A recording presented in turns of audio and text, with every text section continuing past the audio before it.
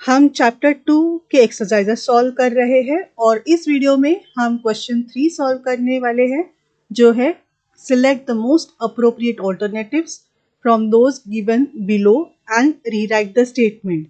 जैसे 4 ऑप्शन दिएंगे, हम लोग को बेस्ट ऑप्शन चूज करना है and rewrite the sentence is important. Exams में पूरे मार्क्स चाहिए तो पूरा सेंटेंस लिखना है दोबारा। ओके, वेलकम टू खारुताई चैनल। तो question 1, international accounting day is observed on dash. International accounting day कौन से डे पे सेलिब्रेट किया जाता है? 10th नवंबर, 12th नवंबर, 10th दिसंबर या 15th दिसंबर। अभी डेट्स याद रखने में तो डिफिकल्टी है, लेकिन ऐसा समझो कि अकाउंटिंग करना बच्चों का खेल है। सो ऑन चिल्ड्रंस डे हम लोग को पता है कि 14th नवंबर को आता है, और इसको राउंड ऑफ करो नियरेस्ट 10 को। ऐसा किसी डेट से आप कोरिलेट करके डेट याद रख सकते हो। मुझे चिल्ड्रंस डे याद है तो मैंने वो डेट के नियर की डेट याद रखी है। सो एटलीस्ट मेरा मंथ तो राइट आएगा। तो the right answer is 10th November. 10th November. Okay. Question 2, conventional system of accounting is. Conventional मतलब ऐसे किया जाता था, मतलब ऐसे सिस्टम्स पहले थे। तो conventional system of accounting is English entry system, double entry system, Indian system या नन ऑफ द अबव। अभी नन ऑफ द अबव तो नहीं है, इसमें से 3 में से कुछ तो रहेगा। कितने टाइप के सिस्टम है अकाउंटिंग के? अकाउंटिंग के 2 सिस्टम है, एक है इंडियन सिस्टम और एक है इंग्लिश सिस्टम। और इंग्लिश सिस्टम को हमने 2 में डिवाइड किया था, एक है सिंगल एंट्री सिस्टम और दूसरा है डबल एंट्री सिस्टम। करेक्ट। तो ये जो डबल एंट्री सिस्टम है ये साइंटिफिक है, ये साइंटिफिक मेथड है और ये अभी हम लोग यूज करते हैं जनरली। तो ये पुराने टाइम में इंडियन सिस्टम या सिंगल सिस्टम यूज किया जाता था, जो इनकम्प्लीट मेथड है, अनसाइंटिफिक मेथड है। ओके। तो कन्वेंशनल जो ओल्ड सिस्टम है या ट्रेडिशनल सिस्टम है, ऐसे भी क्वेश्चन पूछेंगे तो भी आंसर सेम ही रहेगा। ऑप्शन कौन सा रहेगा? इंग्लिश में तो दोनों आते हैं ना, तो सिर्फ कन्वेंशनल पूछा है तो ये आंसर नहीं होगा। डबल तो कॉन्टेम्पररी है, इसका कन्वेंशनल का ऑपोजिट क्या? कॉन्टेम्पररी हो सकता है, एग्जिस्टिंग हो सकता है, इन वोग हो सकता है, या जनरली फॉलोड बाय बिजनेस हो सकता है। ये सब कन्वेंशनल नहीं है, ट्रेडिशनल नहीं है ऐसा। तो डबल एंट्री सिस्टम भी साइंटिफिक है, अनसाइंटिफिक नहीं है, इनकम्प्लीट नहीं है, तो ये भी नहीं आएगा। तो बचा क्या अपना इंडियन सिस्टम, जो इनकम्प्लीट है, अनसाइंटिफिक है, पुराने तरीकों से हम लोग मेंटेन करते, तो that is Indian system. Answer is Indian system. Okay. फिर question 3, every debit has corresponding dash. अभी every debit has corresponding debit तो नहीं होगा वही, फिर क्रेडिट हो सकता है, राइट हैंड साइड हो सकता है, नन ऑफ दिस नहीं होगा। मतलब नन ऑफ दिस भी कभी कभी हो सकता है, लेकिन यहाँ पे क्रेडिट या राइट हैंड साइड लग रहा है कि हो सकता है। अभी अकाउंट जो भी बनता है यहाँ पे हम डेबिट साइड होता है और यहाँ पे क्रेडिट साइड होता है, बराबर। और जो एंट्री पास करते हैं हमेशा डेबिट, जितना डेबिट करते हैं, जितने अमाउंट का डेबिट करते हैं, सपोज 1000 रुपीज का डेबिट है तो हमेशा हम 1000 रुपीज का क्रेडिट भी करेंगे ही, तो ही एंट्री कंप्लीट हो जाएगी। So the every debit has corresponding credit, ये राइट आंसर है, ये राइट आंसर है, क्रेडिट। करेक्ट। अभी राइट हैंड साइड मतलब क्रेडिट ही हो गया, मतलब ये राइट हैंड साइड हो गई ना, और ये लेफ्ट हैंड साइड है जिसको हम डेबिट कहते हैं। तो ये राइट हैंड साइड ये भी क्रेडिट ही है, पर डेबिट और क्रेडिट ये राइट आंसर है। So the answer is credit. Question 4, Radha's account is a type of dash account. Radha's account कौन से टाइप का अकाउंट है? हमने देखा है कि there are 3 types of accounts. कौन से? ट्रेडिशनल मेथड ऑफ अकाउंटिंग में 3 टाइप्स के अकाउंट्स होते हैं, पर्सनल, रियल एंड नॉमिनल। तो ये है पर्सनल, रियल और नॉमिनल। एक्सपेंस क्या होता है? जो खर्चा करते हैं बिजनेस में हम, वो एक्सपेंस होता है, बराबर। जैसे रेंट है, rent paid, commission paid, purchases. Okay. तो ये एक्सपेंसेस होते हैं। एक्सपेंसेस, तो नॉमिनल अकाउंट क्या होता है? जिससे पैसे बिजनेस में आते हैं, जैसे इनकम्स और गेन्स होते हैं। हम कुछ चीज़ बेचते हैं तो उसमें से हमको गेन्स होता है, प्रॉफिट्स होते हैं वो, या कुछ खर्चा करते हैं जिससे पैसे बिजनेस से बाहर जाते हैं, फंड्स बिजनेस से बाहर जाते हैं, वैसे एक्सपेंसेस या लॉसेस। कुछ चीज़ें बेचकर लॉस हो सकता है, इन्वेस्टमेंट या फिक्स्ड एसेट को बेचकर लॉसेस हो सकते हैं, तो वो लॉसेस से पैसा, फंड्स बिजनेस से बाहर चला जाता है, तो ये अपना नॉमिनल अकाउंट है। करेक्ट? तो ये था नॉमिनल अकाउंट। अभी पर्सनल और रियल। रियल में क्या होता है? मेरे पास गाड़ी है, बंगला है। क्या मैडम, बंगला बोल रहे हो और झोपड़ी निकाल रहे हो? अरे इतना ही आता है ड्राइंग में मुझे। और क्या बैंक बैलेंस है, ये तिजोरी।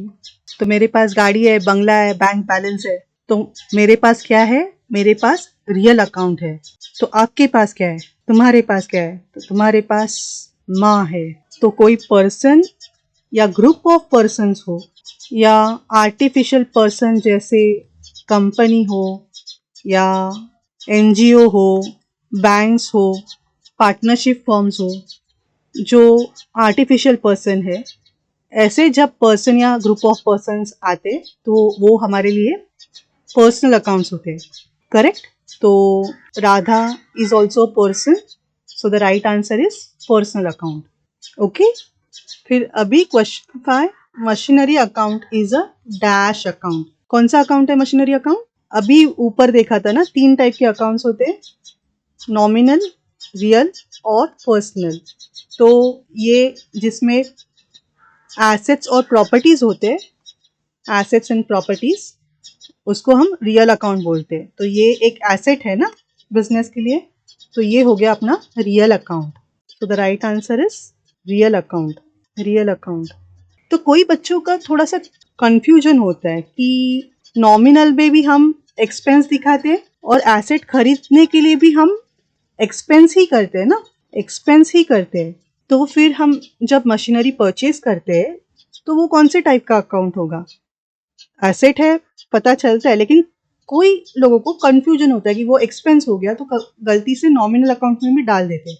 तो वैसा नहीं करना है। नॉमिनल अकाउंट में जो रेगुलर एक्सपेंस होता है, ऐसे एक्सपेंस जो रेवेन्यू नेचर के होते हैं, वो हम एक्सपेंस में डालते हैं। जैसे कि हम गुड्स को परचेज करते हैं और सेल करते हैं, या कुछ परचेज करते हैं, यूज़ करते हैं, या टूल्स होते हैं, यूज़ करते हैं, प्रिंटिंग, स्टेशनरी, या किसी को कमीशन देते हैं, रेंट से घर लेते हैं, तो वो खर्चा हो जाता है और उसका यूज़ झट से हो जाता है।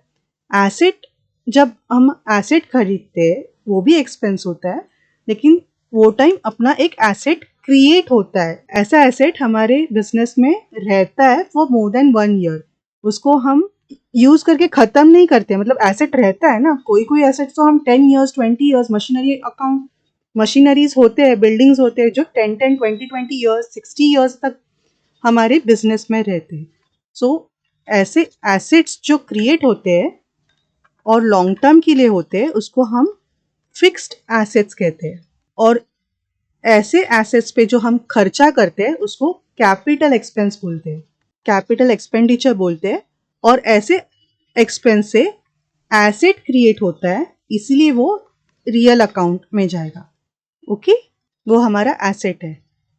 रेवेन्यू एक्सपेंस से जो हम रेंट पे करते हैं, कमीशन पे करते हैं, या गुड्स परचेज करते हैं, तो एसेट आता है, गुड्स भी एसेट है, लेकिन वो झट से चला जाता है, तो वो शॉर्ट टर्म होता है, आता है और झट से चला जाता है। हम बेचने के लिए तो खरीदते हैं ना, वो रखते नहीं है, ये बहुत साल हम रखते नहीं है, उसका यूज नहीं करते। सो ऐसे काइंड के जो एक्सपेंस होते हैं उसको हम नॉमिनल अकाउंट में डालते हैं।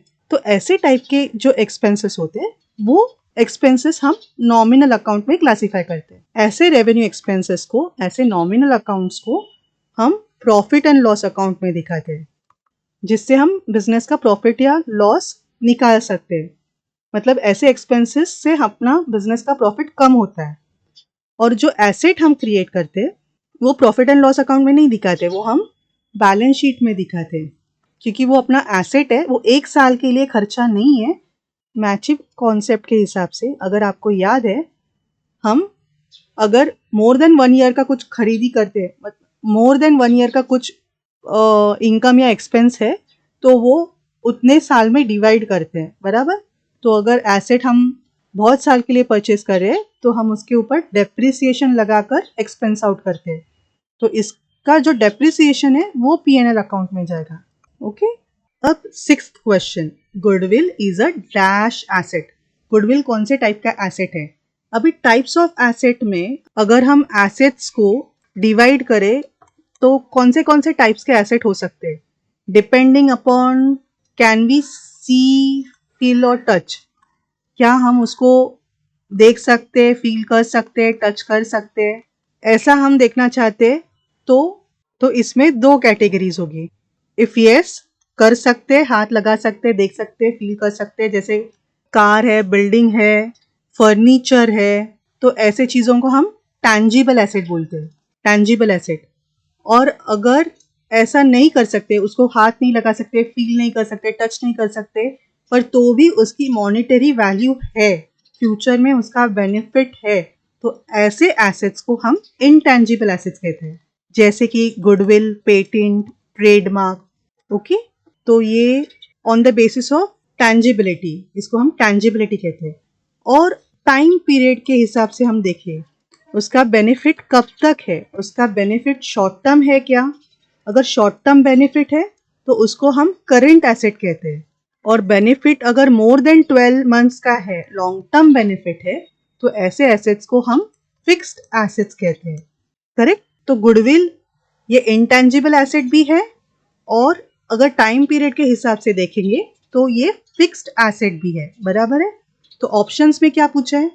Tangible, current, intangible and none of this.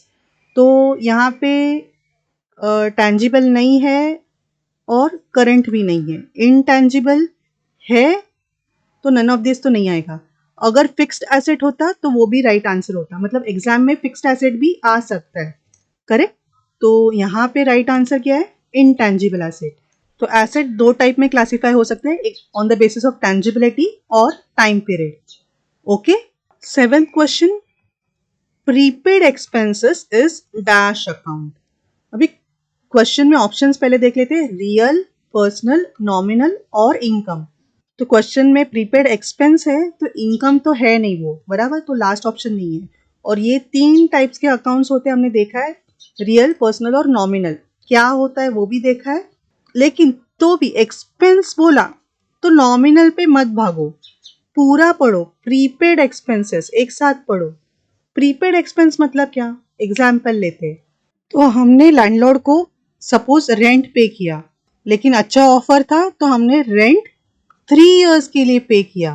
For example 11,000 का रेंट होता है जनरली, लेकिन हम लोग ने 3 साल के लिए रेंट किया तो उसने 10,000 में दे दिया। ओके, तो 10,000 फॉर 3 इयर्स, ईयर 1, ईयर 2 और ईयर 3, तो 10,000 पर मंथ हो गया, तो ईयर के लिए 1,20,000 हो गया, बराबर। तो 1,20,000 हमने पे पूरा किया है, पे अब भी किया है 3,60,000 पूरा लैंडलॉर्ड को। लेकिन रेंट हम जब हमारे बुक्स में दिखाएंगे एज एन एक्सपेंस, तो हम फर्स्ट ईयर के लिए 120 ही दिखाएंगे, 1,20,000, सेकेंड ईयर के लिए भी 1,20,000 ही दिखाएंगे, और थर्ड ईयर के लिए भी सिर्फ 1,20,000 ही दिखाएंगे, बराबर, क्योंकि ये 3 साल के लिए पे किया है, तो हम मैचिंग कॉन्सेप्ट के हिसाब से तीनों साल में डिवाइड करें, जिस साल का जितना वैसा हम डिवाइड करेंगे। लेकिन पेमेंट तो आज किया है ना मैंने, बैंक में से मेरा पैसा अभी गया है, तो हम बैंक को अभी क्रेडिट करेंगे टू बैंक 3,60,000। तो डेबिट किसको करेंगे? हमारा ये क्या हुआ, रेंट एक्सपेंस इस साल के लिए तो सिर्फ 1,20,000 हो गया ना, 1,20,000 हो गया रेंट। तो बाकी का अमाउंट है जो, तो 2 साल के लिए जो हमने अभी पे किया है 2,40,000, उसका क्या? और ये भी पूरा नहीं हो गया ना, डेबिट्स और क्रेडिट्स इक्वल होने चाहिए, यहाँ पे सिर्फ 1,20,000 है, तो ये जो बैलेंस 2,40,000 है उसको किस नाम से डेबिट करेंगे? हमने ये एडवांस पे किया है ना 2 साल का लैंडलॉर्ड को, तो ये हमारे लिए प्रीपेड एक्सपेंस हो गया, प्रीपेड रेंट हो गया। तो ये एक अपना फ्यूचर बेनिफिट है ना। तो ऐसे समझ के इसको मॉडर्न अप्रोच के हिसाब से एसेट बोल सकते हो क्या? हाँ, एसेट बोल सकते हो मॉडर्न अप्रोच के हिसाब से, जहां पे हम अकाउंट को कैसे क्लासिफाई करते हैं, एसेट, लायबिलिटी, इनकम, एक्सपेंस और कैपिटल अकाउंट। इस हिसाब से हम मॉडर्न अप्रोच में अकाउंट को क्लासिफाई करते हैं। पर यहाँ पे ऑप्शंस क्या दिए हैं? ऑप्शंस दिए हैं रियल, पर्सनल एंड नॉमिनल। और ये 3 अकाउंट कौन से टाइप के? ट्रेडिशनल अप्रोच के हिसाब से ये अकाउंट होते हैं, बराबर। ट्रेडिशनल अप्रोच है, तो ट्रेडिशनल अप्रोच के हिसाब से ये एसेट नहीं है। ट्रेडिशनल अप्रोच में एसेट, रियल अकाउंट का डेफिनेशन क्या है? रियल अकाउंट में सिर्फ एसेट्स और प्रॉपर्टीज आते हैं। ये एसेट या प्रॉपर्टी है क्या? लैंडलॉर्ड ने ऑफिस दिया है हम लोग को यूज करने के लिए, लेकिन वो अपनी प्रॉपर्टी या अपना एसेट नहीं है, 3 साल के बाद छोड़ना है उसको। So that is not an asset of property, वो अपने लिए खर्चा ही है, सिर्फ एडवांस में हमने खर्चा किया है बस। तो इसमें पर्सन इन्वॉल्व है, ये लैंडलॉर्ड है ना, पर्सन आ गया, कोई भी पर्सन आ गया तो ये हमारे लिए पर्सनल अकाउंट हो गया। ओके, कंफ्यूजन क्या होता है? जनरली स्टूडेंट्स क्या करते हैं, एक्सपेंस लिखा, डाल दो नॉमिनल में, नहीं। तो प्रीपेड एक्सपेंस है, हाँ कुछ तो बेनिफिट है, एसेट है तो डाल दो रियल अकाउंट में, नहीं नहीं नहीं, एसेट है पर एज पर मॉडर्न अप्रोच। पूछा क्या है? ट्रेडिशनल अप्रोच के हिसाब से। ट्रेडिशनल अप्रोच के हिसाब से रियल अकाउंट में सिर्फ एसेट्स और प्रॉपर्टीज जाते हैं, प्रीपेड एक्सपेंस में पर्सन इन्वॉल्व है, जो हमने टाइप्स ऑफ पर्सनल अकाउंट में हमने देखा है। एक रियल पर्सन है, फिर एक आर्टिफिशियल पर्सन है, जैसे company, partnership business, banks, NGOs, ये जो होते हैं ये आर्टिफिशियल पर्सन होते हैं। और तीसरा टाइप क्या था पर्सनल अकाउंट का? Representative account. इसमें प्रीपेड अकाउंट के पीछे कोई तो पर्सन है, यहाँ पे कौन है? लैंडलॉर्ड है। So this is personal account. यहाँ पे बच्चे कंफ्यूज होते, इसलिए थोड़ा डिटेल में लिया। Okay, so prepaid expense is a personal account, right answer. Question 8, debit the receiver, credit the dash. अभी यहाँ पे डेबिट द रिसीवर, रिसीवर मतलब कोई तो पर्सन आ गया, पर्सन इन्वॉल्व है, तो ये पर्सनल अकाउंट का रूल है, अकाउंटिंग रूल है ना। पर्सनल अकाउंट का रूल क्या है? Debit the receiver, credit the giver, बराबर। तो giver is the right answer. Goes out नहीं है, कम्स इन नहीं है, ये एसेट के रूल्स में इंक्लूड होते हैं। एसेट का रूल क्या है? Debit what comes in, credit what goes out. Okay, और इनकम एंड गेन्स ये नॉमिनल अकाउंट में, तो ये रूल के बारे में चल रहा है, so this is irrelevant. So the right answer is giver. Next, हाँ ये एसेट का रूल आ गया, रियल अकाउंट का रूल आ गया। अपने बिजनेस में एसेट आया, व्हाट कम्स इन तो डेबिट करो, और गया तो क्रेडिट करो, ऐसा रूल है। तो debit what comes in, credit what goes out, बराबर। तो what goes out, this is the right answer, यहाँ पे गोज आउट। गिवर पर्सनल में जाता है, expenses and losses, incomes and gains ये तो नॉमिनल अकाउंट के है। ओके, 9th हो गया। And the last question, debit all dash and credit all incomes and gains. तो ये इनकम्स एंड गेन्स मतलब नॉमिनल अकाउंट के रूल के बारे में बोल रहे हैं, एंड नॉमिनल में इनकम्स एंड गेन्स का ऑपोजिट क्या है? Expenses and losses. तो आंसर होगा एक्सपेंसेस एंड लॉसेस। गिवर नहीं है, पर्सनल अकाउंट में जाएगा। गोज आउट रियल अकाउंट का रूल है, और नन ऑफ दिस नहीं है, तो इसका answer expenses and losses. Debit all expenses and losses, credit all incomes and gains. अभी एक्सपेंसेस को डेबिट क्यों करते हैं, इनकम्स को क्रेडिट क्यों करते हैं, थोड़ा कंफ्यूजन होता है। अगर आपको ध्यान में रखना है तो ऐसे ध्यान में रखो कि जो भी इनकम होता है बिजनेस ओनर का होता है, जो भी एक्सपेंस होता है वो बिजनेस ओनर का होता है। तो बिजनेस ओनर में capital account, debit the owner, credit the giver, ये तो आपको पता है पर्सनल अकाउंट का रूल, बराबर। तो अगर इनकम हुआ तो कैपिटल बढ़ेगा, एक्सपेंस हुआ तो कैपिटल घटेगा। तो debit the expenses and losses, credit the incomes and gains. क्या कहते हैं, ओनर तो स्पेशल पर्सन है, तो स्पेशल पर्सन का अकाउंट सेपरेट किया है to the extent of expense, losses, incomes and gains of the business. उसको हम नॉमिनल अकाउंट बोलते हैं। ओके, तो यहाँ पे अपना क्वेश्चन 3 हो गया है। तो मिलते हैं नेक्स्ट वीडियो में विथ नेक्स्ट क्वेश्चन।